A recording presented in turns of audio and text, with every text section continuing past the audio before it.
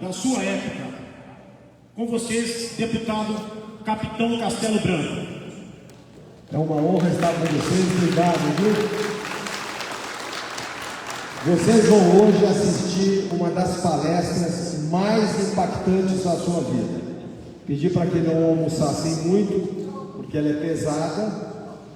Ela é uma denúncia séria que um dia a história vai confirmar.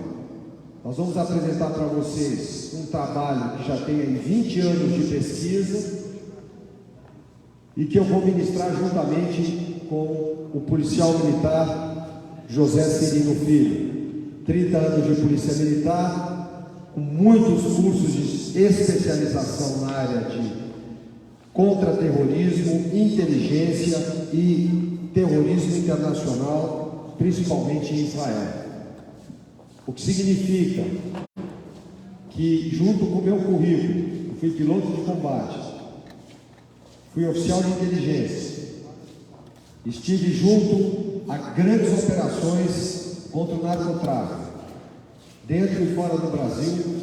Vocês vão ter hoje um painel muito exclusivo. Considerem-se privilegiados, porque não é toda hora que a gente ministra uma palestra dessa e nem para qualquer público.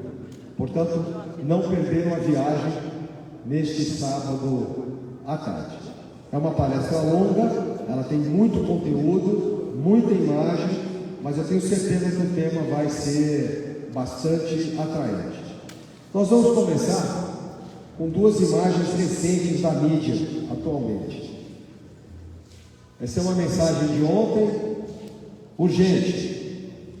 Há um voo da First Air afiliado ao Exército da Revolução Islâmica, Guardiões da Revolução Islâmica, indo para a Venezuela, supostamente carregando mísseis de longo alcance para o presidente Nicolás Maduro. Os Estados Unidos alertaram que não abater os carregamentos. Enfim, já está na internet. Quando chega na internet, é que algo maior já aconteceu. Segunda imagem, ela diz respeito ao atentado na França. 3 mortos em ataque terrorista em Nice, uma mulher decapitada. Todos acompanharam. É um dos muitos atentados terroristas islâmicos radicais no mundo. E a França agora é vítima do seu próprio monstro. O socialismo francês, a abertura das fronteiras, fez com que ela criasse e alimentasse um monstrinho que hoje se vira contra o seu criador. Mas nós vamos falar isso porque o tema da nossa palestra, nós vamos deixar o filme para daqui a pouco, por favor. Aliás, vamos fazer o seguinte, vamos mostrar o filme. Pode ser depois? Então, o tema da nossa palestra é... Não tem problema, a gente abre depois. É o Triângulo de Fogo. O Triângulo de Fogo é uma analogia que se faz entre o comburente, o material para queimar e o oxigênio e a centelha. Você precisa ter algo para queimar, você precisa ter oxigênio e você precisa ter uma centelha. Isso faz pegar fogo. Se você misturar ideologias de esquerda, se você misturar o narcotráfico e se você misturar o movimento radical islâmico, você tem hoje uma bomba que já está explodindo no colo de muitos governos. Os movimentos de ideologia de esquerda dispensam apresentações, Partido Comunista, Partido Socialista, seja lá qual for o nome que eles dão, que estão muito ligados ao narcotráfico, que estão muito ligados ao tráfico de drogas, que estão muito ligados aos interesses dos narcotraficantes internacionais. E por fim, o último elemento perigosíssimo que entrou nessa equação foram os terroristas radicais islâmicos. Muito bem, nós temos aqui um cenário perigoso, já é uma realidade. A gente já inicia essa palestra há muitos anos. Há 10 anos atrás a gente falava isso.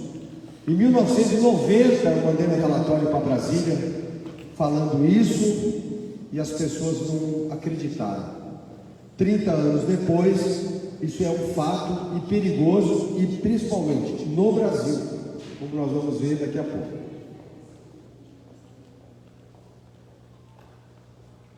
Muito bem. O Triângulo de Fogo e o Brasil é para desmistificar aquilo que se fala que o Brasil nunca vai ser cenário disso, esse problema nunca vai chegar aqui, a gente é imune a essa situação, o Brasil é um país pacífico, o Brasil é um país de índole boa, né? O mundo não quer essa confusão aqui, e todo esse discurso que a gente foi criado não é verdade. A gente vive num país violento, a gente vive num país perigoso e a gente vive num país vulnerável. A hora que a gente colocar isso na cabeça, a gente para de pensar e acreditar em utopias, em mentiras e lendas. Os índices criminais no Brasil são altíssimos, o índice de morte no Brasil por assassinato é altíssimo, os índices de estupro e por aí vai. E os índices do chamado, aspas, terrorismo silencioso já existem. E eu vou até colocar para vocês que não é por menos que grandes serviços de inteligência do mundo têm agentes aqui no Brasil, e muitos, né? O Serviço de Inteligência americano, o MI6 britânico, o Serviço de Inteligência russo, o Mossad tem uma grande equipe aqui no Brasil. Enfim, é bom ficar esperto que o nosso país já é palco. Muito bem, aqui eu gosto sempre de mostrar o mapa mundi e a gente colocar aqui onde é que nós estamos nessa história. O cenário mundial hoje, esse apontador é muito fraquinho, mas a gente tem aqui a Europa muito vulnerável ao islamismo.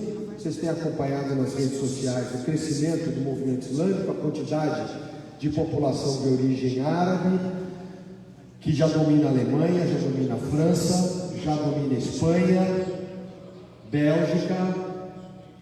Alguns países já estão criando leis mais rígidas. O crescimento demográfico da população árabe é muito maior do que a ocidental. Nós temos 1, 2 filhos, eles têm 5, 7. Numa projeção da pirâmide, isso significa que em X anos você vai ter uma islamização. Então, o que eu queria mostrar com esse mapa é que aqui na região central da Europa nós temos um problema. O próprio Oriente Médio é sempre um problema, ainda, embora atualmente relativamente pacificado. A África, nós vamos ver daqui a pouco, é um território ainda em ocupação, mas com grande penetração islâmica.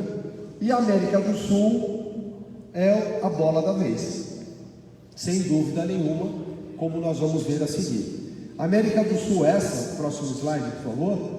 E aqui a gente tem aqui os principais. Eu vou ver uma canetinha mais. Parece que eu estou comandando. A América do Sul, que a gente tem hoje. O principal problema da América do Sul, até uns 10 anos atrás, era a Colômbia. A Colômbia, junto com o Peru, tiveram 2 movimentos guerrilheiros, narcotraficantes muito fortes. O Sendero Luminoso no Peru e as Forças Armadas Revolucionárias da Colômbia. O Sendero Luminoso ficou 20, 25 anos e caiu, e as Farc ficaram 50 anos. Foram desmobilizadas, falei 10 anos atrás, não, foram desmobilizadas há uns 5 anos atrás, através de um acordo de paz, delicado, mas com muita ajuda americana, e eu me orgulho de dizer que com muita ajuda brasileira também, e um trabalho de patrulhamento da fronteira muito intenso, no qual eu tive a oportunidade de ser um dos agentes. Participei durante muito tempo nesse patrulhamento da fronteira, tanto nas missões aéreas quanto nas missões terrestres. E hoje, graças a Deus, a Colômbia está na contramão desse movimento. Acho que eles apanharam tanto e receberam vultuosos investimentos americanos também, que hoje a Colômbia é uma das nossas principais aliadas nesse processo. Ainda com alguns problemas, mas o país sofreu amargamente essas 3 questões: narcotráfico, ocupação islâmica e corrupção sistêmica dentro deles. Agora, o vizinho do lado, que era o orgulho da América Latina, porque era um grande produtor de petróleo, hoje é o nosso principal problema, que é a Venezuela, com o nosso então Hugo Chávez, agora Nicolás Maduro. A Bolívia sempre foi uma área de influência delicada, ainda hoje, não se estabilizou completamente, o Cirino vai falar alguma coisa sobre isso. O Peru está aparentemente estabilizado e, para nossa surpresa, o problema veio agora lá para a Argentina, que era a Suíça, junto com o Chile, da América do Sul, hoje decadente em função de dois fatores: drogas e ideologia de esquerda. E o Chile passando por um momento delicado agora, onde querem mudar a Constituição, feita pelo general Pinochet, que sempre deu certo. Agora eles querem mudar a Constituição chilena, que vai ter um viés de esquerda muito perigoso. Ou seja, o cenário da América do Sul hoje tem como seu principal protagonista o Brasil, que é um país que, apesar dos nossos grandes problemas, ainda se mantém relativamente equilibrado. Por que relativamente?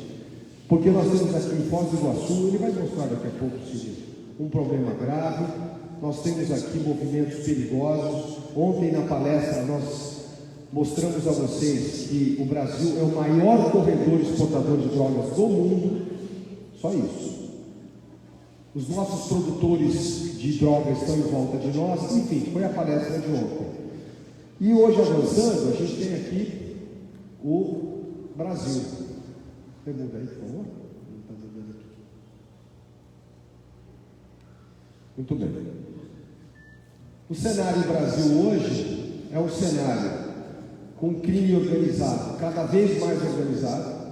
Crime organizado esse que tem como principal fonte de renda a droga, mas hoje eles já se especializaram e diversificaram seus negócios, como disse ontem, inclusive com tentáculos políticos perigosos que os representam no Congresso Nacional. Temos um movimento islâmico crescente, preocupante, porque na lei islâmica, se você estudar ela de uma maneira mais profunda e dependendo do ponto de vista, ele diz claramente que uma das finalidades do Islã é acabar com o cristianismo, acabar com qualquer outra religião que não seja deles. Assim como, quando você lê o Estatuto do Partido Comunista na sua origem, está bem claro lá que ele vai destruir todos os seus adversários por qualquer meio que esteja a seu dispor.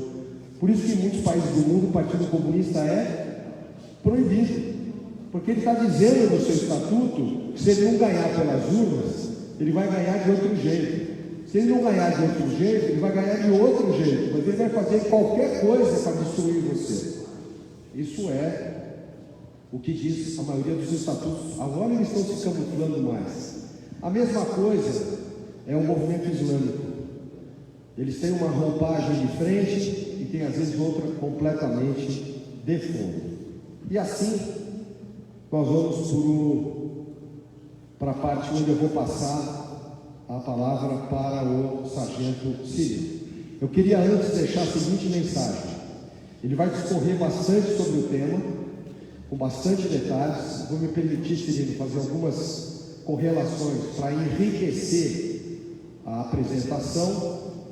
E nós temos aqui um alerta grave para onde está indo a conversa, conforme nós vamos ver a seguir. Cirino, a palavra.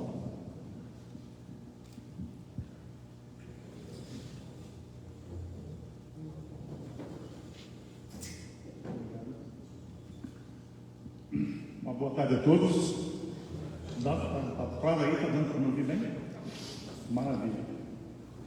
De antemão, quero agradecer aos responsáveis pelo evento, pelo convite, ao Castelo Branco, um irmão, e dizer que se você tem material de anotação, se você tem aí uma folha de papel, um caderno, uma caneta, pegue. Pegue, porque o que você vai ouvir agora vale muito a pena. Você anotar para você saber. Porque o nosso maior objetivo hoje é que você saia daqui hoje sabendo o que é realmente o islamismo radical. E veja, eu estou falando do islamismo radical. Nós não podemos incorrer no erro de generalizar, não é? Não podemos incorrer nesse erro. Meus amigos. Não, e aqui eu faço uma parte importante. Para não parecer que a discriminação religiosa, não é isso. Nós estamos falando daqueles radicais que em todas as religiões são perniciosos, todas, né? Existem linhas do islamismo muito sérias, inclusive pacíficas, fique bem claro aqui. Do que nós estamos tratando aqui hoje é da interpretação mais radical do Al-Qur'an, o livro sagrado, e daqueles que interpretam o Alcorão de uma forma que vai dar nesse resultado. Essa parte é muito importante. Muito bem. O mundo foi surpreendido anteontem com mais uma série de atentados terroristas na França. Foi surpreendido, mas já não deveria estar sendo surpresa mais, porque a Europa e principalmente a França vem sendo periodicamente atacados com episódios de ataques terroristas. Ataques terroristas de diversas fontes, mas com um ingrediente comum: o Islã, a presença do Islã. E isso é inegável, isso não é uma coisa que você, poxa, você está falando isso, Cirino, mas pode soar preconceituoso, mas é um fato, e contra fatos não há argumentos. Mas está na Europa, não é? E na Europa é muito longe daqui, não nos diz respeito. O que acontece na Europa não nos diz respeito. Mas, no meio, para o final da tarde de ontem, chega a notícia que uma das vítimas é brasileira. E aí passa a nos tocar de uma maneira diferente. Aí a notícia passa a ter um peso maior. Aí a notícia passa, pelo menos no meu coração, a doer demais. A doer mais. Essa moça bonita aí é a Simone. Quem aqui conhecia a Simone? Ninguém. Mas olha para o teu lado aí. Olha para o teu lado. Para quem está do teu lado. Poderia ser essa pessoa que está aí do teu lado, a Simone. Sabe quem era a Simone? A Simone era uma baiana retada, espírita, cidadã francesa, pois morava lá já há mais de 30 anos. Ela tinha 44 anos de idade e há 30 morava na França, ou seja, desde os 14. Ela era mãe de 3 filhos, ela era uma ativista cultural, ela era chefe de cozinha, ela era cuidadora de idosos, ela era uma cidadã exemplar, em que tantas oportunidades a gente vê tantos brasileiros dando mau testemunho, né? Lá fora, por má conduta, por condutas não condizentes. A Simone era uma brasileira que dava orgulho ao Brasil há 30 anos vivendo na França. Quem conhecia a Simone dizia: olha, lá no Brasil tem gente boa, tem gente trabalhadora, tem gente honesta, gente que toca a sua vida, uma cidadã produtiva na sociedade francesa. Essa era a Simone. Então a Simone pode ser quem está aí do seu lado amanhã. Quem está do seu lado pode ser a Simone. E respeitosamente eu gostaria de pedir que todos se colocassem de pé e nós fizéssemos um minuto de silêncio por todas as vítimas do terrorismo no mundo, na pessoa da Simone.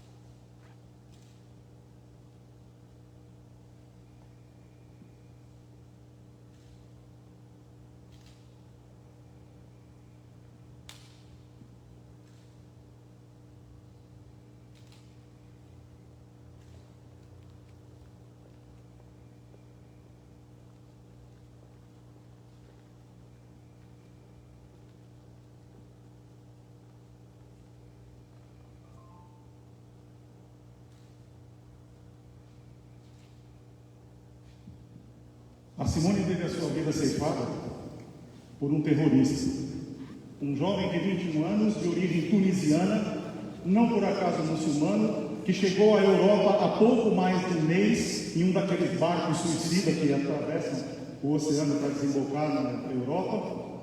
Ele adentrou pela Itália, foi interceptado pelo governo italiano, foi colocado em quarentena por causa do Covid e liberado com um aconselhamento de retornar ao seu local de origem. Um aconselhamento somente, capitão. Não foi feito nada demais. E esse tem sido o grande erro da Europa. Nós temos que ter, irmão, solidariedade, sim, temos que ter o espírito de acolhimento, temos que ter, claro, óbvio. Desde que isso não coloque em risco a segurança dos nossos. Eu posso dar um prato de comida a um andarilho que me pede na rua? Claro que posso. Agora, daí a trazer ele para dentro da minha casa, para o convívio da minha família, é outra história. E é isso que a Europa fez.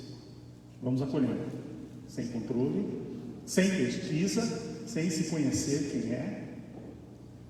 E por que eu estou falando isso? Para que nós tenhamos consciência e não incorramos no mesmo erro. O processo de islamização na Europa está numa fase muito adiantada, nos Estados Unidos numa fase intermediária e no Brasil numa fase inicial. Então nós estamos vendo o que está acontecendo na Europa. Será possível que nós vamos ter que começar a sofrer esses mesmos efeitos para só então fazer alguma coisa? Nós aprendemos na vida com os nossos próprios erros e com os erros dos outros.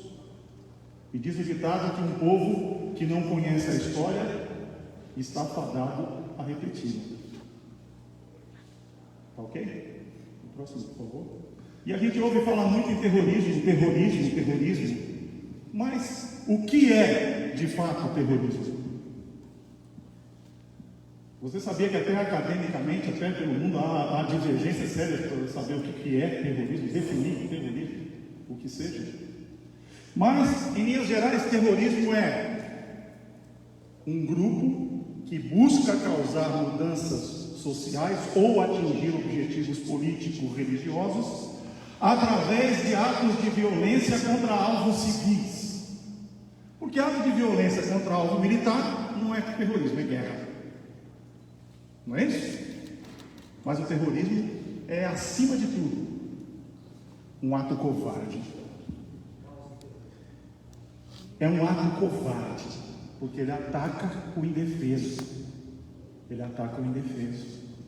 Como foi com a Simone? Eles estavam numa igreja ontem. Ela, a senhora de 71 anos que ela cuidava, que aliás foi degolada, foi decapitada pelo terrorista. E aqui, irmão, a gente tem que entender que não dá para chamar ele de infrator, não dá para chamar ele de agressor, não dá para pôr um nomezinho bonito nisso. É terrorista. É assim que nós temos que começar a tratar. Muçulmano, não muçulmano, ideológico, não ideológico, narcoterrorista, bronze é terrorista. É simples assim. E o objetivo desses atos de violência é atingir um alvo e atemorizar uma nação inteira. Por isso o nome é terrorismo.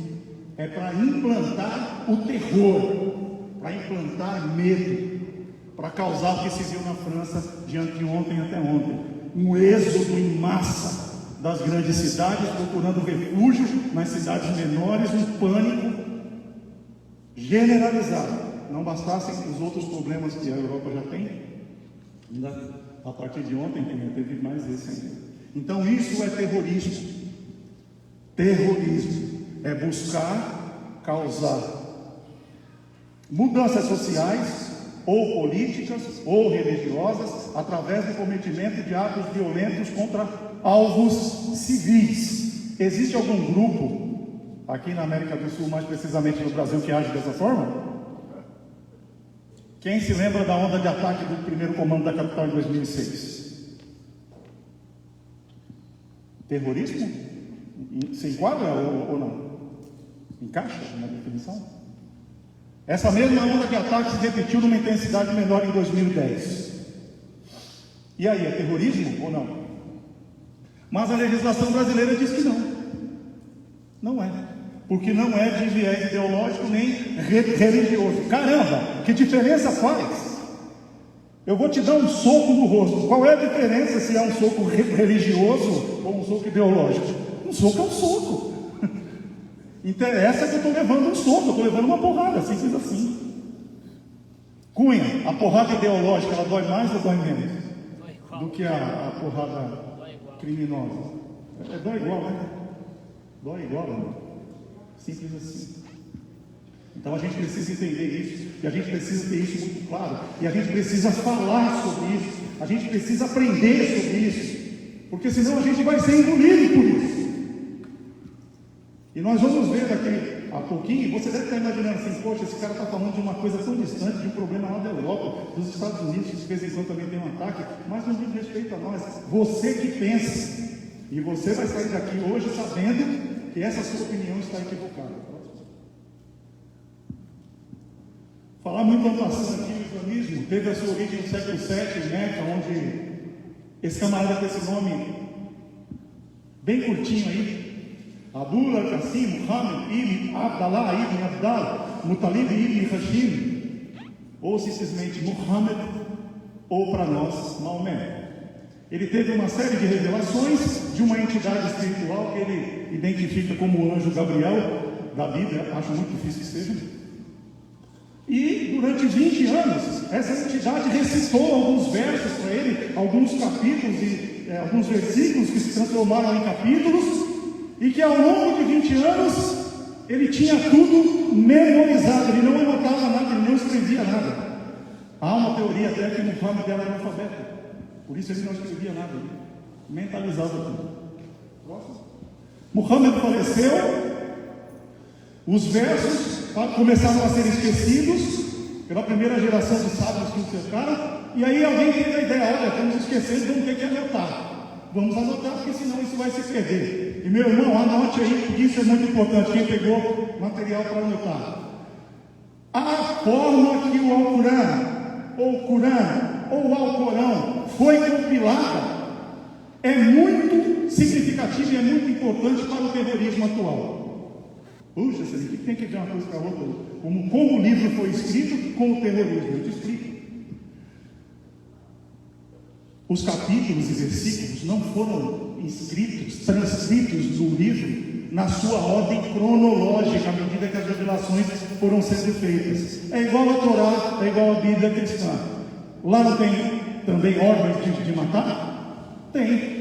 Para aquele contexto, para aquele momento, para aquele local. E está definido, isso está contextualizado. Essa ordem está sendo dada porque ela é importante nesse momento.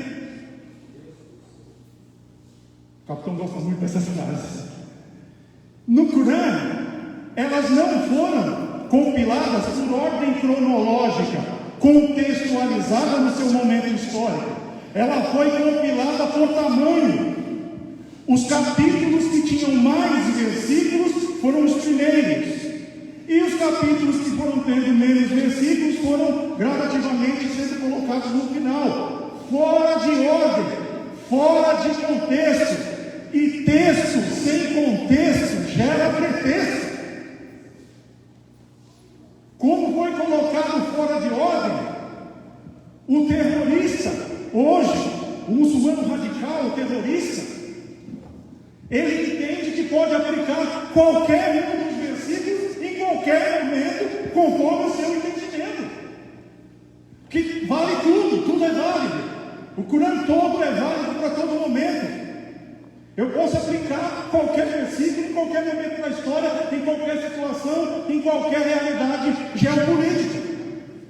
E isso dá base, isso sustenta a crença que todo terrorista tem de impor a religião de Allah pelo fio da espada. Então, quando as pessoas falam assim, olha, essas atitudes, eu ouvi, a gente ouviu até de clérigos católicos ontem, né? Uma igreja católica antes aqui no país. E a gente vê clérigos católicos defendendo essas atitudes, ou tentando justificá-las. E se diz assim, mas essas atitudes são interpretações equivocadas do texto do Corão. São interpretações equivocadas. Por favor, próximo. Eu selecionei aqui apenas alguns versículos dos muitos que nós vamos colocar aqui. As chamadas suratas da morte. Surata é um capítulo do Corão. Surata 9, versículo 5. Mas quando aos meses sagrados houverem transcorrido, matai os idólatras, onde quer que os acheis. Capturai-os, acossai-os e espreitai-os. Alguém pode me dar uma outra interpretação de matai-os? O que quer dizer matai-os, capitão? A não ser matar. Existe alguma dúvida? Quem tem alguma dúvida sobre esse texto? Você que leu esse texto agora. Matar os idólatras. O que você entendeu que é para fazer? Simples assim.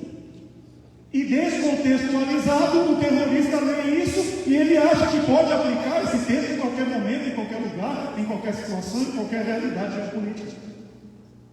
Inclusive no país que o acolheu, inclusive no país que o recebeu como imigrante, como exilado, fugitivo. Inclusive nesse país que o tratou bem e que o acolheu, diferentemente da Simone, que se inseriu na comunidade francesa, se tornou um membro produtivo da comunidade francesa, ele não, ele acha que ele tem que, onde ele chega, ele tem que impor a realidade religiosa dele. A próxima. Combatei aqueles que não creem em Alá. Não diz assim, conversai com aqueles que não creem em Alá. Não seria melhor, Zé? Convertei, olha, até a gente aceitaria. Ele diz combater. Irmão, combater, para nós militares, combater tem um significado muito. Eu já fiz aqui. A próxima? Volta, por favor. Combatei aqueles que não creem em Alá, e no dia do juízo final, nem se abstêm do que Alá e seu mensageiro proibiram. E nem professam a verdadeira religião, que no caso é só dele, daqueles que receberam o livro, até que submissos paguem o dízia, que é a taxinha de conversão, porque tem uma taxinha ali, então paga um impostozinho lá. Aqueles que receberam o livro a que ele se refere é a Torá, ou seja, aqueles que ele está falando são judeus e cristãos, simples assim. Os povos do livro. Novamente, combatei pela causa de Alá aqueles que vos combatem, matai-os onde quer que os encontreis. Meu irmão, dá uma definição para mim aqui. Matai-os onde quer que os encontreis. O que é para fazer? Literalmente, matá-lo e os encontrá-los.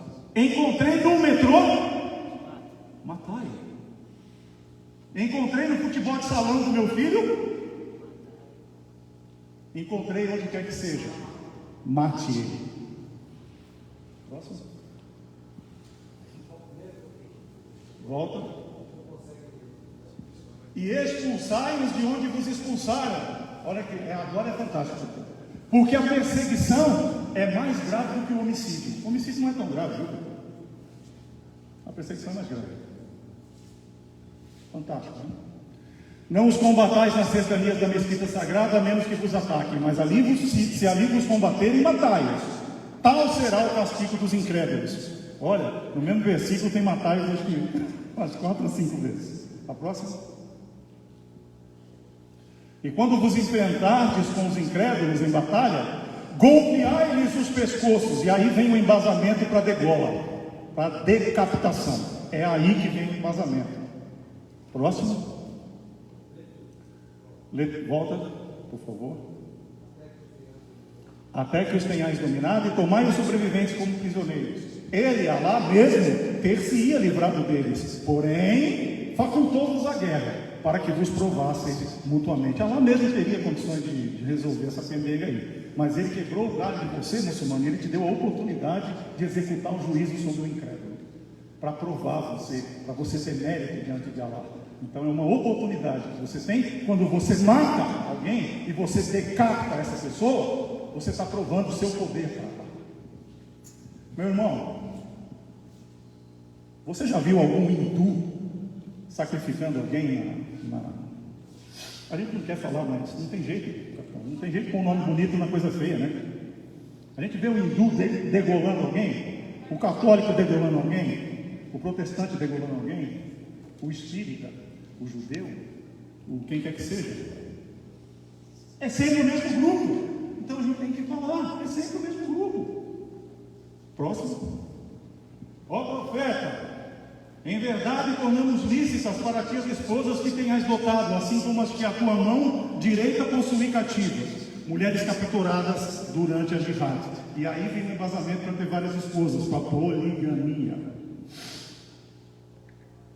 Somente são fiéis aqueles que sacrificam os seus bens e as suas pessoas pela causa de Allah. E aí é o embasamento para que no mundo todo, quantas vezes você já ouviu falar que se manda o próprio filho para se explodir lá, para atacar o soldado inimigo? Porque só assim, sacrificando os seus bens e suas pessoas, você serve a causa de Allah. Viu, Cunha? Se você não mandar o seu filho morrer lá, você não serve. Cara, sinto muito, eu não vou servir lá então. Sinto muito. A próxima? Meus queridos, meus irmãos, quantos entenderam que o Alcorão dá embasamento para atos terroristas? Quantos entenderam? Você entendeu? Ficou claro isso? Mas o Islã, ele tem uma estratégia de islamização e tem uma agenda para cumprir essa estratégia no Ocidente. Próximo. Existe uma coisa chamada jihad cultural. Essa, na minha opinião, é a pior de todas. É a que a gente mais sofre no Brasil hoje. É a desinformação do Ocidente sobre o real caráter e essências do islamismo, bem como os seus reais objetivos, o que os torna literalmente lobos em pele de cordeiro. Há uma grande desinformação. O capitão acabou de falar agora há pouco. Eles se apresentam de uma maneira agradável, enquanto são minoria na sociedade. E nós vamos aprender daqui a pouquinho por que eles agem assim. Muhammad agiu assim, Maomé agiu assim. E enquanto ele era minoria em Meca, o Islã teve uma fase de paz e amor. O Islã era agradável, se dava bem com as outras religiões, se dava bem com o judaísmo, por isso, inclusive, é parecido, né? Os judeus não comem algumas coisas, os muçulmanos também não comem. O judeu reza tantas vezes ao dia, o muçulmano também reza tantas vezes ao dia. O judeu tem o mês sagrado, o muçulmano também tem o Ramadã. Muita coisa parecida para ser agradável. Olha, vem para a minha religião, é muito parecida com a sua, nós somos muito parecidos, você nem vai sentir tanta diferença. Jesus é um grande profeta do Islã. Olha, isso aos ouvidos católicos soa bem, ao ouvido protestante soa bem. Maria, a Virgem Maria, Mariana, é uma mulher especial. Essa é a jihad cultural. Moshe, um grande profeta. Abraham, aliás, lá em Israel é muito interessante, né? O túmulo de Abraham, né? De um lado só podem entrar os judeus, do outro lado só podem entrar os árabes. Desse lado ele é chamado de Abraham, do outro lado ele é chamado de Ibrahim. É o mesmo homem enterrado lá.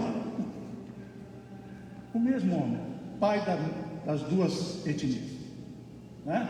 Jihad cultural é desinformar, é fazer você crer que o Islã não é o que ele é de fato. Jihad demográfico, o capitão também deu uma adiantada. O que é isso?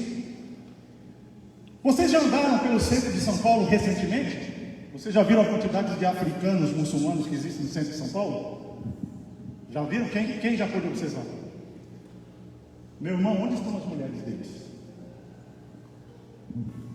Você já se perguntou? Onde estão as crianças deles?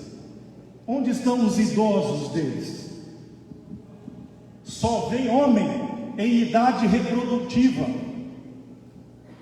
Para implementar a jihad demográfica, veio o homem, o jihadista reprodutor, se casa com uma mulher local e procria. No islamismo é normal você ter uma família de 4, 5, 6, 8 filhos. Na Europa aconteceu assim. O processo que começou há 30 anos atrás, lá há pouco mais de 30 anos atrás. Chegavam os refugiados, se casavam com uma local e iam se multiplicando. Enquanto o casal europeu tinha em média 1, 2 filhos no máximo, o casal muçulmano tinha 4, 5, 6. Ao longo de 10 anos, quem tem mais? Simples assim, matemática pura, né? Jihad demográfica. A jihad midiática. A jihad midiática é a guerra que tem o objetivo de mexer com a opinião pública através da opinião publicada. Ela muda a sua opinião pessoal através daquilo que vocês vê na mídia. E amados, irmãos, nós somos conservadores, nós somos de direita. Nós sabemos o que a mídia pode fazer de estrago na cabeça de um povo. Sim ou não? Nós sabemos o que a esquerda fez com a cabeça do Brasil usando a mídia, não é isso? Tanto que você encontra hoje, Cunha, quem ainda defenda o presidiário 9 dedos. Há quem defenda. Como é que pode um troço desse? Alguém com a mediana inteligência, não precisa ser gênio, não. Não precisa ser um castelo branco, não. Então, o controle de mídia, o Islã usa muito bem. Você vê que assim que se comete um ato terrorista, cujo autor é muçulmano na Europa, a mídia corre para abafar o caso, né? Nem fala que o cara é muçulmano. O ataque de anteontem foi iniciado dentro de uma igreja católica, então tem sim um viés de ataque ao cristianismo, mas esse detalhe foi houve um ataque na França. É uma notícia, né? Houve um ataque numa igreja católica na França. É outra notícia. Jihad midiática. Dúvidas? A jihad política, que é a aproximação de elementos proeminentes da sociedade árabe muçulmana com o métier político no país onde ele está. Isso já está em curso no Brasil e nós vamos ver já, nós vamos observar isso. E, enfim, a jihad religiosa, que é a imposição pura e simples da religião sobre as outras. A implementação da Sharia. Você sabia, irmão, que a Sharia é a lei muçulmana que rege o dia a dia, o cotidiano, a vida cotidiana de um muçulmano. Você sabia que já há países no mundo que ela é a constituição do país? Sabia disso? Quem sabia?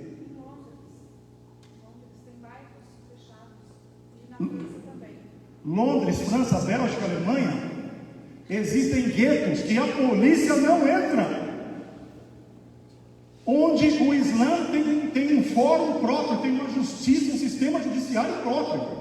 O muçulmano, quando ele tem uma pendelha judicial, ele não recorre à justiça oficial do país, ele recorre ao tribunal islâmico, que está lá presente no gueto dele. Ele não reconhece o governo estabelecido, e isso eles falam à luz do dia. Próximo. Só lembrando que o prefeito de Londres é... A próxima. E aí a gente fica pensando assim, né? Você deve estar pensando assim. Quando a gente viu a notícia do ataque em Paris ontem, e cada vez que a gente ouve um atentado nos Estados Unidos, um atentado em Londres, um atentado em Paris, na Bélgica, e a gente fica imaginando assim, poxa, isso está tão longe, né? Lá na Europa, graças a Deus, que aqui no Brasil isso não existe. Isso não acontece aqui no Brasil. Nós não temos esse problema. Eu já ouvi por diversas vezes. Nós não temos, Dúriga, nós não temos esse problema. Nós não sofremos com essa ameaça. Ledo e engano. E nós vamos te mostrar rapidamente aqui. Eu podia passar 2 dias falando com vocês sobre isso. Há um processo de islamização e de implementação do terrorismo, de estruturação do terrorismo muçulmano no Brasil, para que o Brasil deixe de ser um local de captação de recursos para virar teatro de operações. E se você não acredita, esteja vivo para ver o segundo mandato de Jair Messias Bolsonaro. Aí você vai saber quantos pau faz uma canal. O próximo, eu vou falar de um passado recente aqui, tá? 2016, pouquinho antes do início dos Jogos Olímpicos. 10 brasileiros foram presos pela Polícia Federal com fato material probatório, muitas provas do envolvimento concreto deles com grupos terroristas islâmicos. 10, inclusive com planejamento feito para o cometimento de atos terroristas durante os Jogos Olímpicos do Brasil. E aí eu estive diretamente envolvido nisso, porque à época eu trabalhava na unidade da Polícia Militar, responsável por grandes eventos, tanto artísticos quanto esportivos. E nós recebemos inúmeras diretrizes, recebemos ordens, inclusive faltando 10 dias do dia. Quiseram que nós fizéssemos um plano de contingência para se houvesse um ataque armado em interior de estádio, 10 dias antes do primeiro jogo. Olha, Durinho, que maravilha. Tarefa fácil, né? Como diz, 10 dias e 10 noites lá, Bronze, debruçado para fazer isso. 10 brasileiros foram identificados assim, com envolvimento com o Estado Islâmico. A próxima. Aí, em 2018, em plena campanha eleitoral, e veja você o nível que chega a coisa, o nível de poder de execução, poder de atuação que o terrorismo muçulmano já tem em solo brasileiro. Um congressista americano, o senhor Dana Tyrone Vorabaker, congressista americano da comissão responsável por Oriente Médio e por Ásia, do Congresso americano. Ele então manda uma comunicação para o então, e até hoje secretário de Estado do governo americano, Mike Pompeo, informando a ele, que esse congressista extremamente bem informado: caro secretário Pompeu, escrevo para chamar a sua atenção quanto a relatos que me foram dados de que grupos e países, incluindo Venezuela, Irã e Hezbollah, estariam já interferindo nas eleições presidenciais do Brasil. Minha preocupação é pela segurança dos candidatos e a integridade do processo eleitoral. Embora tenha sido esfaqueado, a preocupação dele principal é com o candidato Jair Messias Bolsonaro, por causa do seu alinhamento com Israel e por causa das suas pautas predominantemente direitistas. Meus queridos, você acha que nos Estados Unidos as coisas funcionam como aqui no Brasil, em que você joga uma fake news no Face, no Insta e no YouTube, e ela é absolutamente, imediatamente, capitão, absorvida e aceita como verdade por todo mundo? Aqui não precisa provar, cara, basta você acusar, pronto, né? Aquilo passa a ser uma verdade, a pessoa já tem a sua vida virada de ponta de cabeça. Lá nos Estados Unidos não funciona assim. Lá o que você disser, você tem que provar. E o que você disser para o secretário de Estado de governo, você tem que provar mesmo. E se você não provar, você está preso. Ele é um congressista. Você acha que ele não tem mais o que fazer? Se ele mandou, Bronze, uma comunicação dessa ordem para um secretário de Estado de governo, ele sabe o que ele está falando? Ele tem provas do que ele está dizendo ou não? Absoluta, provas absolutas. E aí, capitão, nós que à época chefiávamos a equipe de proteção pessoal de Bolsonaro nos eventos que ele vinha aqui em São Paulo, recebemos essa notícia com uma felicidade enorme, né? Já não nos bastava as preocupações que nós tínhamos em relação à esquerda, aí chega um comunicado desse do governo americano. Poxa, a gente ficou feliz, né? A gente ficou, Durigan, muito tranquilo. Virou um inferno, né, nossa vida. Mas enfim, o próximo. Nós falamos de ações terroristas no Brasil em 2016, nós falamos de ações terroristas no Brasil em 2018, mas isso não começou nesses anos. Isso não começou nesses anos. Essa aproximação, esse approach do terrorismo islâmico com o Brasil começou muito tempo antes, lá no primeiro mandato do presidiário de Nove Dedos. Quando ele se desloca ao Oriente Médio numa visita oficial a Israel, se recusa a visitar o Museu das Vítimas do Holocausto, se recusa a colocar uma coroa de flores no túmulo do primeiro-ministro de Israel, Davi Ben-Gurion, se recusou, Mas ele se desloca à cidade de Ramala e lá deposita uma coroa de flores no túmulo do terrorista Yasser Arafat.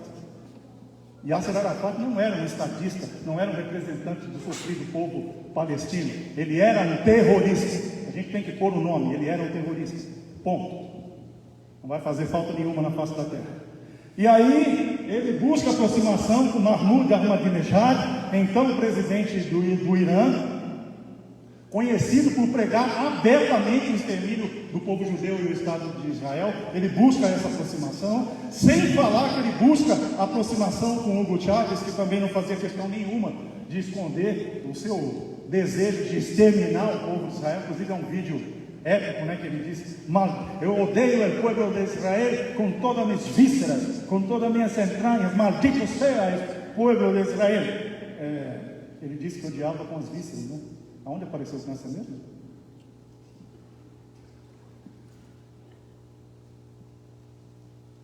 Mas o presidiário Nove Dedos não saiu só distribuindo o charme dele lá pelo Oriente Médio, não. Próximo. Ele começa a distribuir dinheiro também.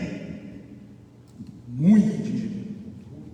Muito. Foram 25 milhões em 2010 para a gestão do grupo que administrava a faixa de casa.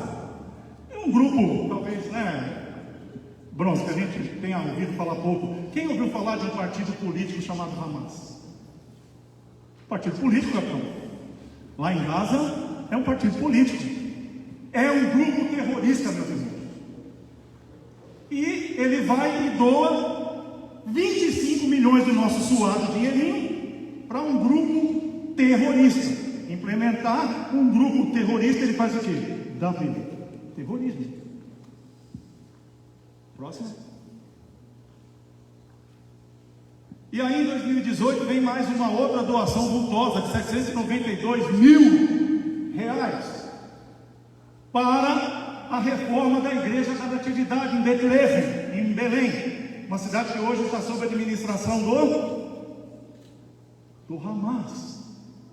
Agora olha que interessante, a reforma da igreja acabou em setembro de 2017, a doação foi em maio de 2018.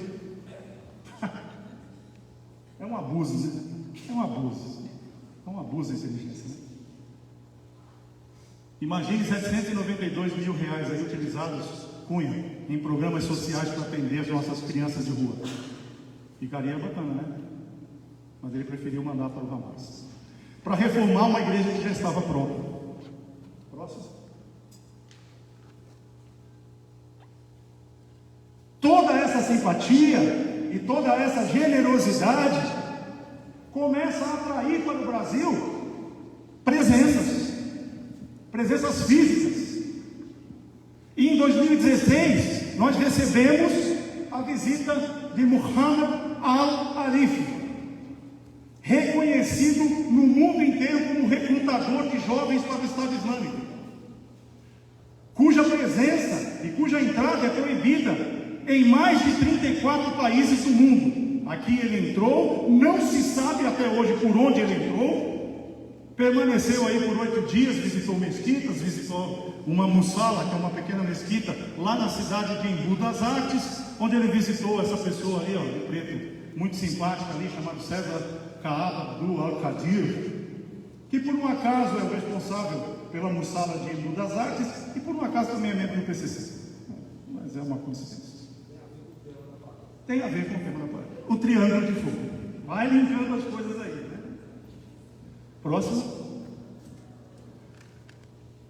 Em 2017, São Paulo recebe a visita do Ayatollah iraniano Mohsen Araki, que também é um ávido pregador do fim do Estado judeu, da aniquilação do Estado de Israel.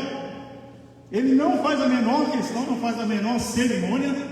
Ele foi surpreendido no desembarque por um judeu que desembarcou ao lado dele, olhou, reconheceu, falou: opa, peraí, o que esse cara está fazendo no Brasil? Foi saber, ele vinha para uma palestra, para fazer uma palestra. Agora, obviamente, que coisa interessante, olha o tema da palestra: os muçulmanos e o enfrentamento ao terrorismo e ao radicalismo. Pode rir, querido, pode rir, pode rir. É engraçado, né? Nós vamos trazer aqui, viu, capitão? o Marcola para fazer uma palestra sobre segurança pública. Antidrogas. Nós vamos trazer Fernandinho Beiramar para fazer uma palestra sobre prevenção ao consumo de drogas.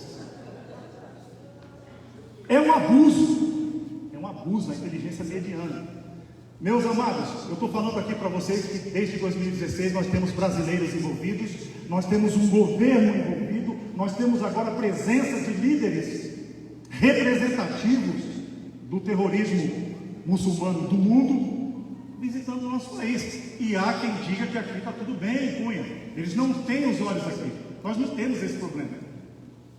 E vem essa pessoa. Isso foi denunciado, a comunidade judaica falou, outras pessoas falaram, foi na imprensa, eles noticiaram o capitão, que cancelaram a palestra. Ele não daria mais a palestra. A palestra não foi cancelada, ela foi transferida. Ela foi realizada, por favor, em outro local, na mesma data, mas em outro local, e adivinha qual era a única personalidade parlamentar convidada para a cerimônia, com direito ao uso da palavra. De que partido ele era? Dom Doce para vocês procedimentos. Tem? Que coincidência, né, irmão? Que coincidência. Mas nós não temos problema de terrorismo no Brasil, está tudo bem, está tudo certo. Desde que o Campeonato Brasileiro, a novela das 8,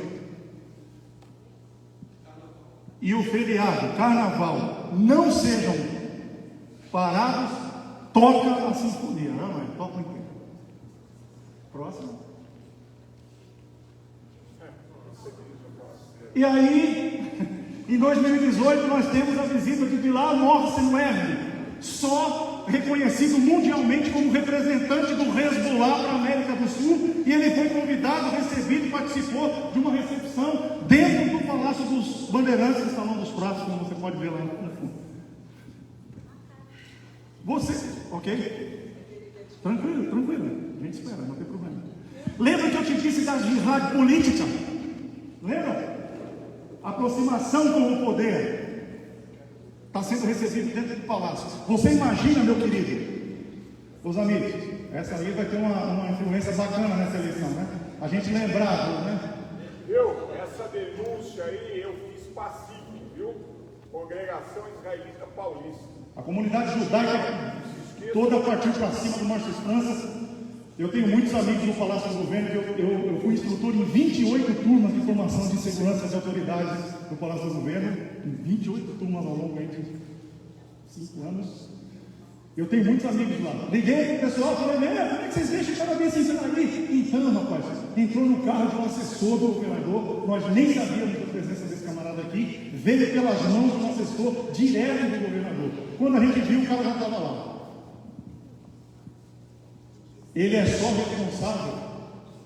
Ele é o responsável pelo atentado da AMIA na Argentina, viu? Antecipou a minha fala. Por isso esse canalha foi denunciado por mim na CIP e na Congregação Israelita Paulista e no Binay Berk. Você sabe que o Hezbollah cometeu um atentado contra uma entidade judaica na Argentina alguns anos atrás? Quem sabe disso aqui? Olha, quão pouca gente sabe. Esse camarada aí está diretamente envolvido nesse atentado.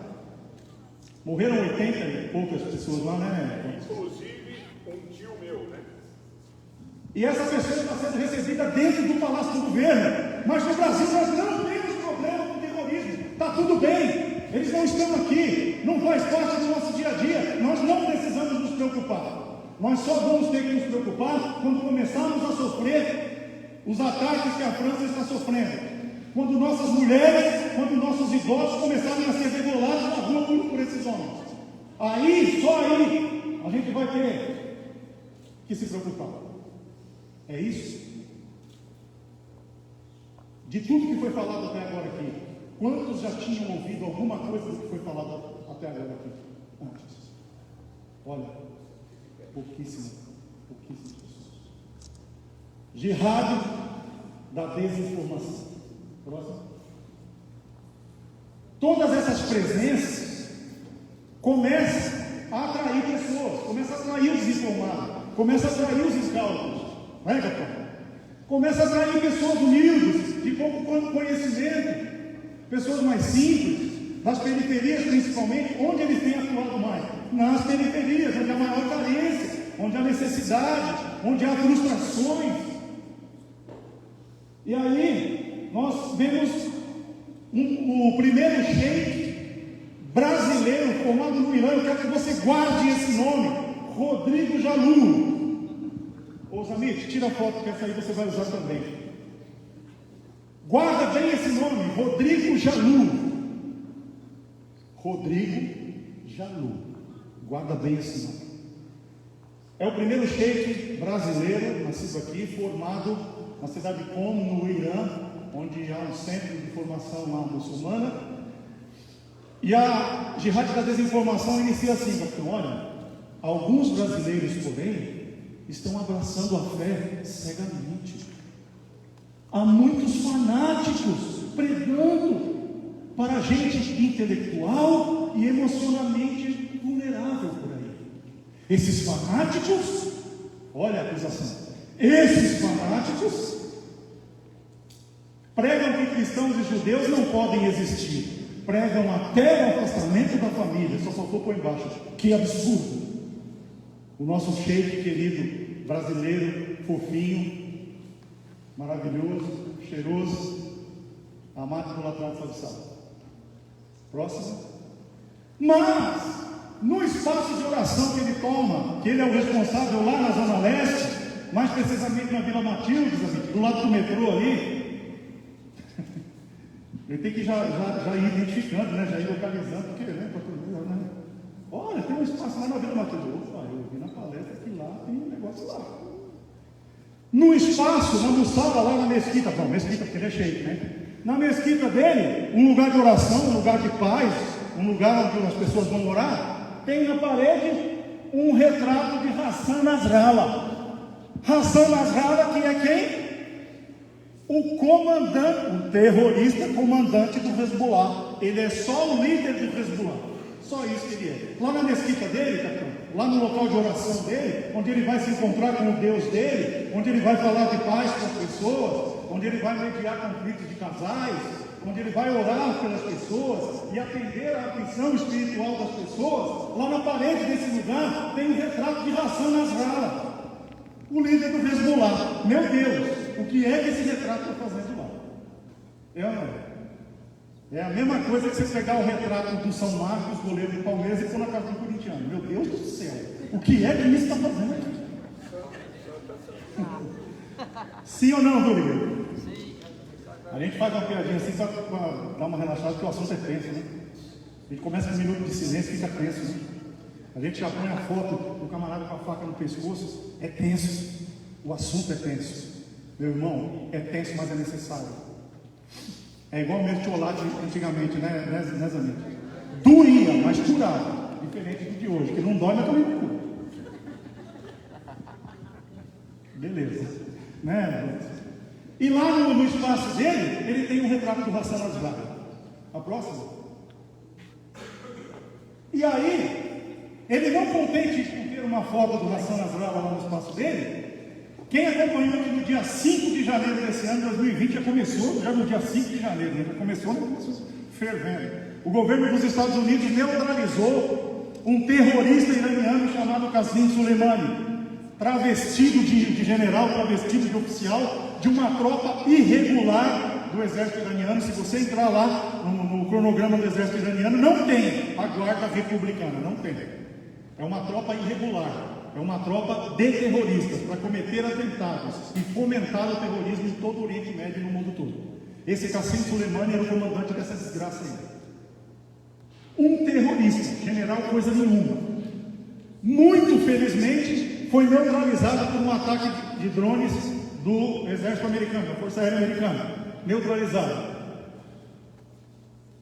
E aí fizeram aqui em São Paulo o nosso querido sheik brasileiro fofinho, bonitinho, organizou uma cerimônia fúnebre bronze para homenagear o terrorista que havia sido abatido.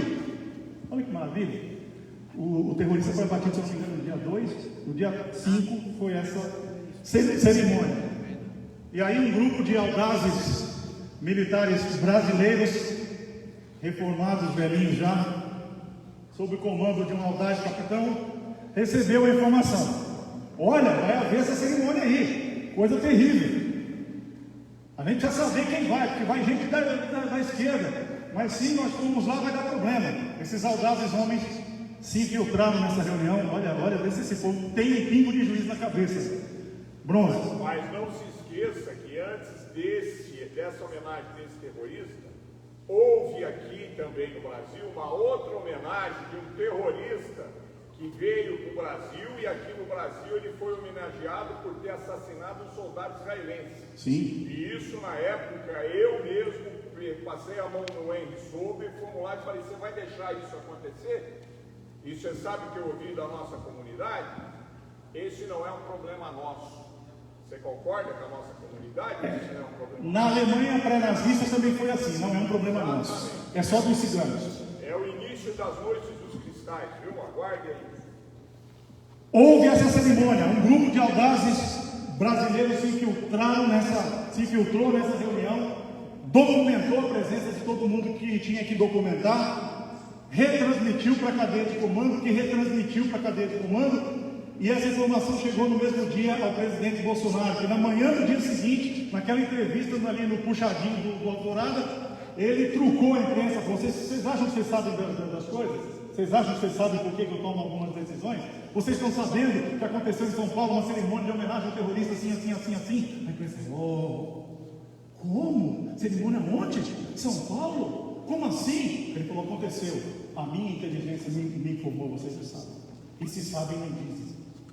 E ao longo da entrevista ele foi interpelado mais 3 ou 4 vezes, querendo saber informações dessa cerimônia aí. Gente armada nessa cerimônia. Gente armada. Estrangeiros armados.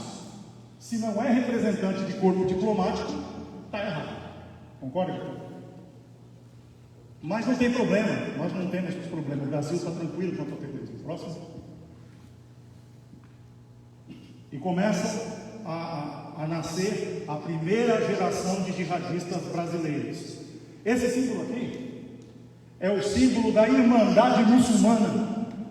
É o segundo maior grupo terrorista da faixa de Gaza, só perde para o Hamas. Há quem diga que nos próximos 3 anos eles se igualam em número de membros ao Hamas.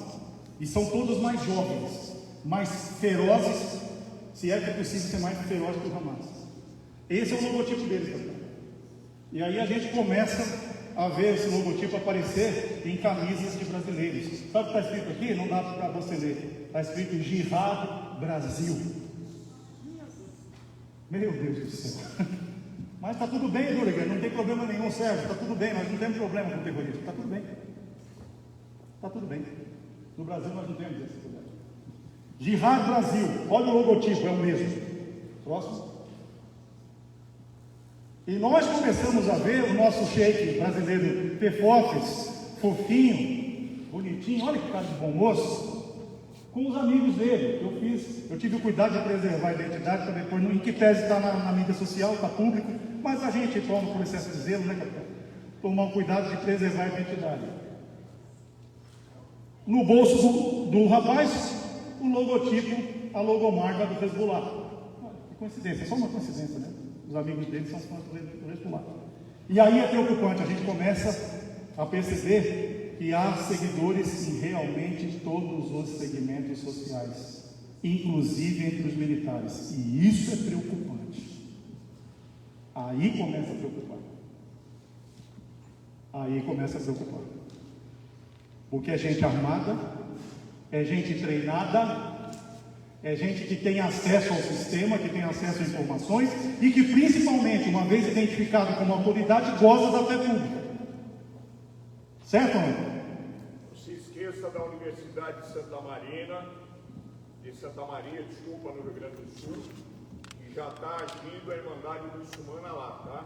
Santa Maria, no Rio Grande do Sul, onde tudo começou, né? Lembra do Roche, o vagabundo que estava querendo listar tudo quanto era judeu lá da universidade, do corpo docente?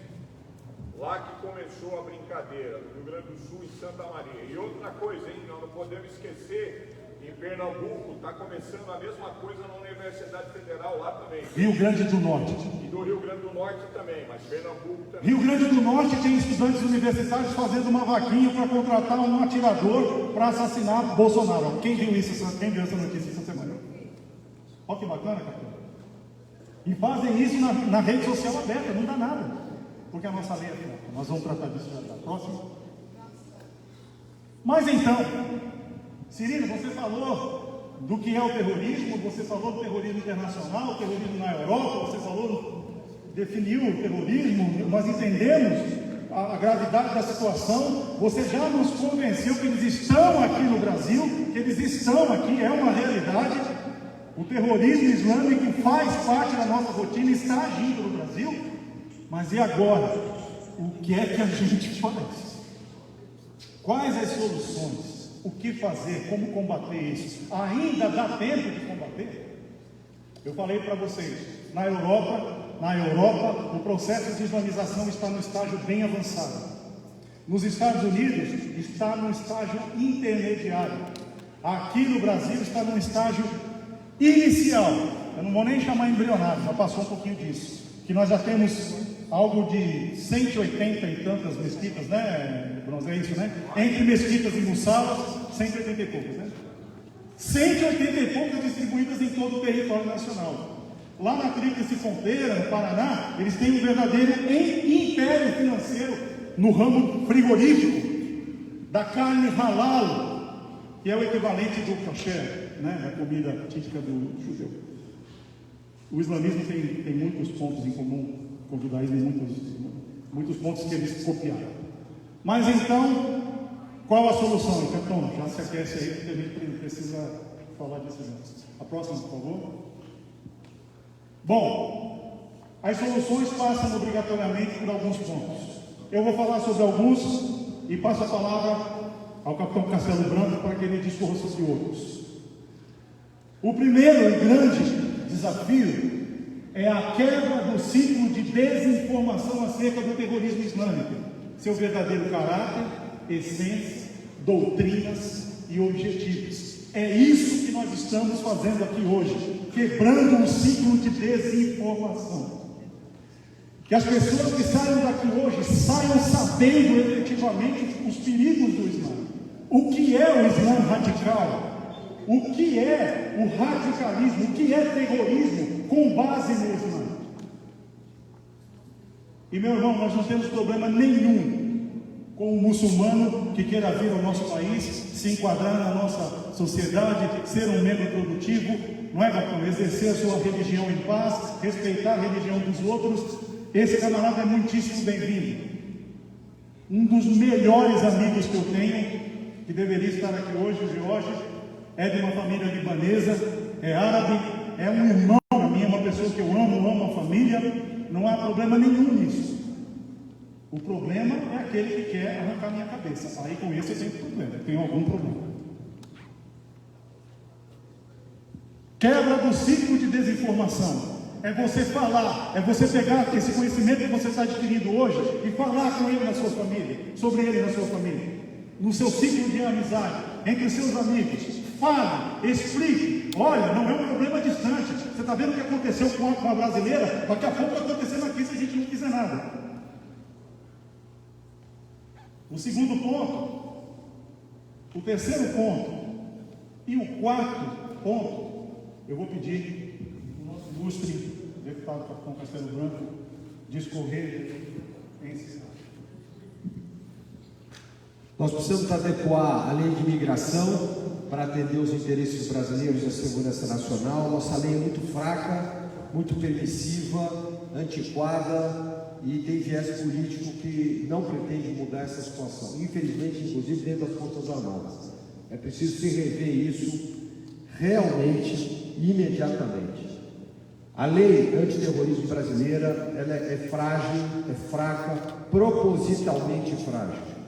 Tem que tramitar no Congresso Nacional. Na palestra de ontem a gente já viu que os interesses no Congresso são muito unilaterais, antagônicos, são interesses escusos e inconfessáveis, e alguns defendem exatamente esse cenário. Portanto, não será um embate fácil. Espero que o Brasil não tenha que sofrer para mudar essa lei. E, finalmente, a implementação de uma política realista e atualizada de ações de inteligência, de prevenção e neutralização das atividades terroristas. domésticas e estrangeiras em território nacional, que hoje estão, eu chamo de latentes. Você já está com o vírus no seu corpo, você já está com a doença dentro do seu corpo, ela só não se manifestou ainda. Talvez ela espere a sua imunidade cair, ou algum episódio acontecer para disparar essa doença. Próximo.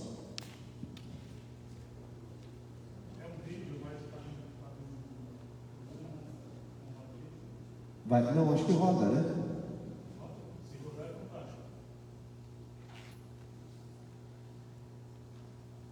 Aqui é clicar em cima, vai rodar?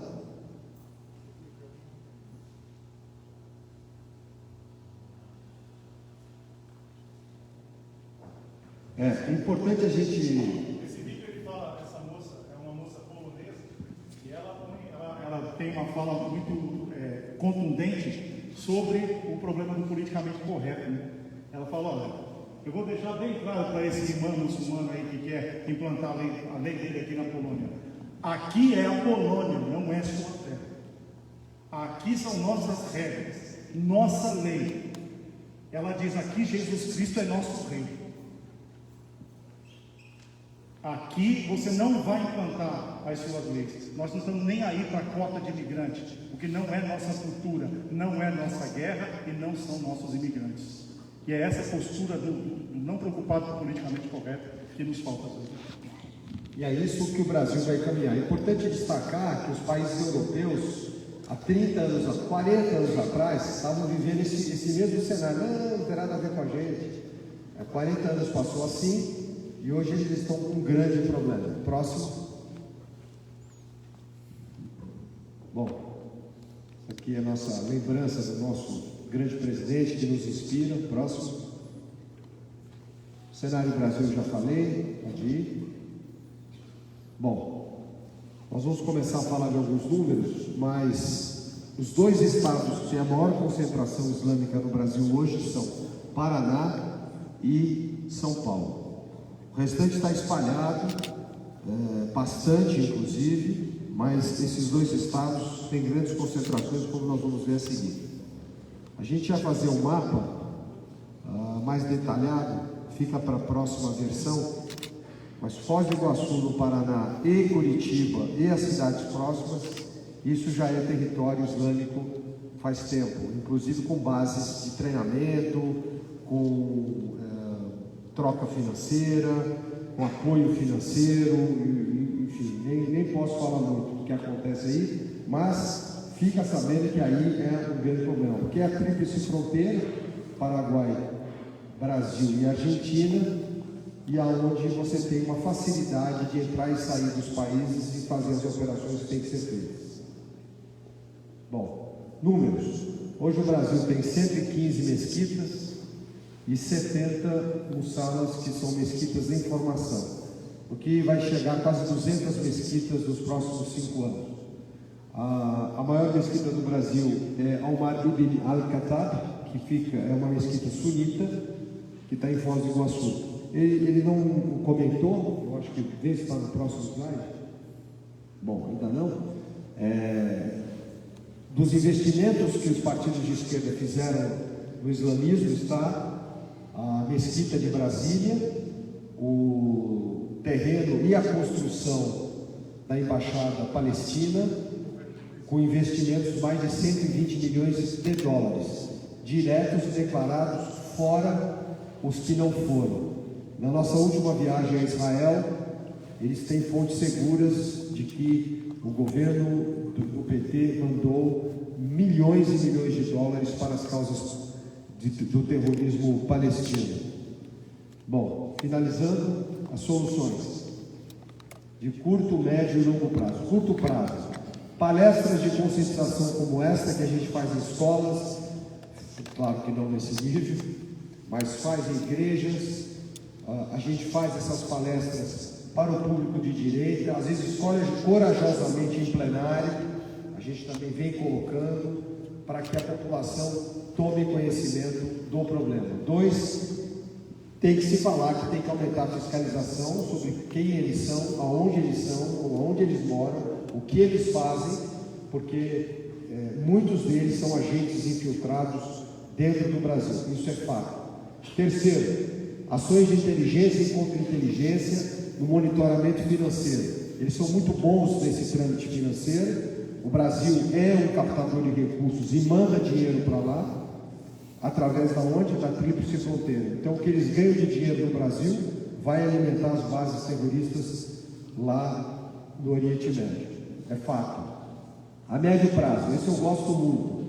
Medida diplomática, Escola do Itamaraty. Princípio da reciprocidade diplomática cautelar.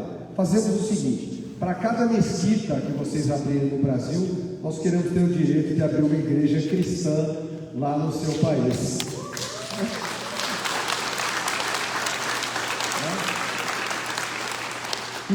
Que fique assinado esse tratado. Quero ver se eles vão cumprir. Não, você tem o direito de vir pregar aqui. Princípio da reciprocidade diplomática cautelar. Eu também quero abrir a minha igreja lá, né? Pode ser católica, pode ser evangélica, pode ser uma igreja cristã, né? O Cunha está aqui sinalizando, para cada uma daqui a gente quer 10 lá. Muito bem. Próximo. E a longo prazo, a mudança na lei de imigração brasileira. Eu acho que ela tem que ser mais rígida, eu acho que ela tem que ser mais cautelosa, ela tem que ser mais preventiva. O Brasil tem que ficar mais esperto e mais atento a essas questões de imigração. Nossa fronteira é muito frágil, a gente comentou isso ontem. Nossas forças armadas são ainda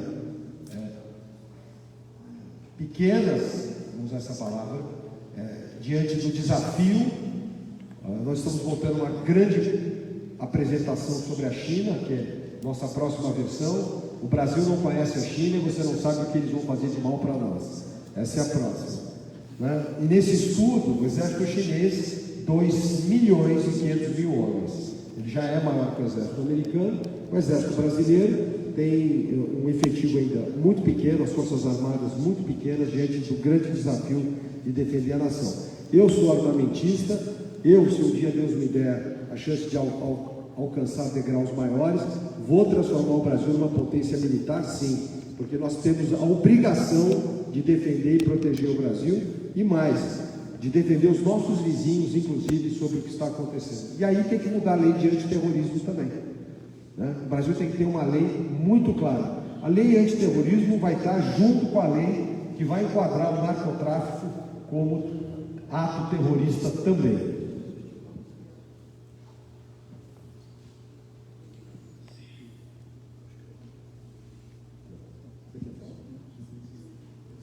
Não, nós estamos vivendo agora um drama na Bolívia, né? Estão querendo derrubar o atual presidente, está acontecendo um conflito lá. Quer dizer, é um país que está muito vulnerável e já tem informações muito sérias de células terroristas do Hezbollah na Bolívia. Lá na Venezuela já é fato, elas já estão atuando e isso é perigoso porque estão na nossa fronteira. Próximo. Bom, antes de terminar, a gente poderia ver aquele filme do YouTube.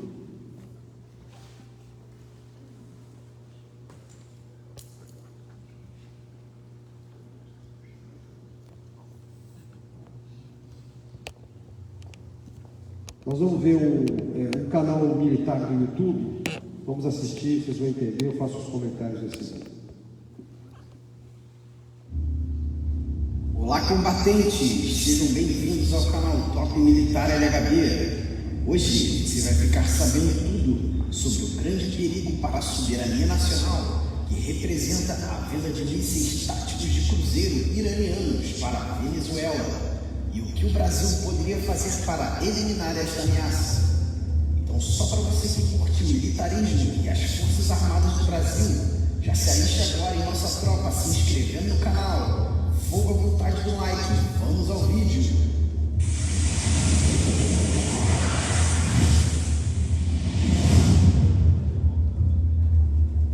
Nos últimos dias, circulou uma notícia na mídia especializada sobre a negociação envolvendo a venda de mísseis de cruzeiro de fabricação iraniana para as Forças Armadas da Venezuela. Caso essa negociação se concretize, levaria muito o poder de fogo das Forças Armadas venezuelanas e até mesmo causaria um grave desequilíbrio na região. Hoje, a Venezuela tem uma formidável capacidade de defesa antiaérea fornecida pela Rússia, com 12 baterias no sistema de defesa antiaérea de longo alcance S-300, que somados aos caças de combate Sukhoi Su-30, também de fabricação russa, e aos recém-comprados mísseis antinavios C-802A, de fabricação chinesa e alcance de 190 km, representam um excepcional escudo defensivo. Entretanto, a Venezuela estaria prestes a adquirir também armamentos de caráter eminentemente ofensivo. Em agosto, o presidente Ivan Duque, da Colômbia, denunciou que Maduro estaria negociando com o Irã a compra de mísseis táticos de cruzeiro.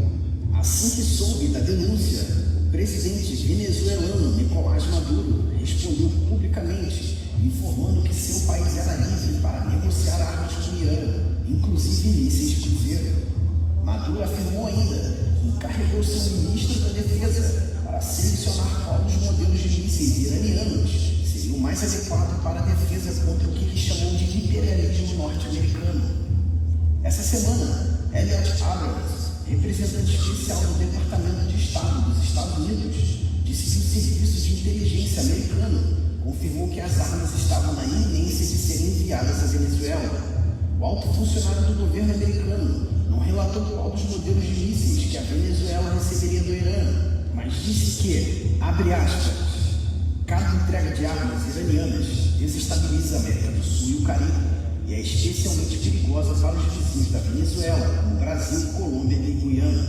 A transferência de mísseis de longo alcance do Irã para a Venezuela não é aceitável para os Estados Unidos e não será tolerada ou permitida. Faremos todos os esforços para impedir o desembarque de mísseis de longo alcance e, se de alguma forma eles chegarem à Venezuela, serão eliminados lá. Fecha aspas. Deixando bem claro que os Estados Unidos estariam dispostos até mesmo a bombardear os arsenais venezuelanos onde fossem armazenados os mísseis de longo alcance recebidos do Irã. Isto é um claro indício de que os mísseis iranianos, em iminência de serem adquiridos pela Venezuela, seriam possivelmente do modelo Sommar, um impressionante alcance de cerca de 2.500 km, com alguns especialistas dizendo que pode chegar até 3.000 km, que disparados de Caracas poderiam atingir até mesmo a cidade de Miami, nos Estados Unidos, que, se posicionados na fronteira com o Brasil, poderiam atingir toda a região norte, parte do nordeste e até mesmo nossa capital Brasília, podendo destruir infraestruturas, aquartelamentos e até nosso palácio presidencial, o que configura uma grave ameaça à soberania nacional e à segurança dos cidadãos brasileiros, uma letal arma contra a qual nosso país não tem defesas até o momento. O governo brasileiro deveria, no mínimo, se juntar a Estados Unidos e Colômbia no esforço diplomático, exercendo pressões sobre a Venezuela e o Irã para que essa negociação não se concretize. Mas apenas isso não seria o suficiente. O governo precisa aumentar em caráter de emergência os recursos financeiros do Exército para que dois importantes e estratégicos programas de reequipamento avancem mais rapidamente. O primeiro é o míssil de cruzeiro NTC-300, e segundo especialistas, o motor permitirá que o míssil alcance até 1.500 km. Esta seria uma arma dissuasória e impediria o presidente da Venezuela de usar o seu míssil iraniano contra nós, pois saberia que poderíamos responder à mesma altura. E o outro projeto, que precisa andar muito mais rapidamente, seria a aquisição de um novo e moderno sistema de defesa antiaérea de longo alcance, que tenha capacidade de defesa contra mísseis de cruzeiro. Este seria o escudo antimísseis necessário para evitar o pior caso as coisas cheguem às últimas consequências. É isso aí, combatentes! Se você gostou do vídeo, deixe seu like, se inscreva no canal e ative o sino de notificações para não perder os próximos vídeos. Um forte abraço! Muito bem, então terminando a apresentação, a Venezuela é um dos casos, talvez o mais típico, de um regime ideológico de esquerda aliado ao Estado narcotraficante e à influência islâmica. Está ali, está na nossa fronteira o problema. Mas não é só a Venezuela. Esse problema já está em muitos outros lugares inclusive dentro do próprio Brasil. Eu termino a minha apresentação pedindo que nas nossas orações, todos os dias, a gente mentalize o nosso globo azul, que a gente ore para que Deus nos abençoe, nos proteja e nos ilumine, porque o Brasil é um país do Avatar, o Brasil é o país do Evangelho, é o celeiro do mundo e é o berço de uma nova civilização. Nós temos um papel importantíssimo como protagonista do mundo. Eu realmente, muita gente das grandes confrarias acredita nisso. O Brasil será o país líder do próximo milênio. Nós não podemos estar suscetíveis a esse tipo de problema. Está na hora da gente assumir a grandiosidade da missão para a qual nós temos. Brasil acima de tudo, Deus acima de todos. Muito obrigado.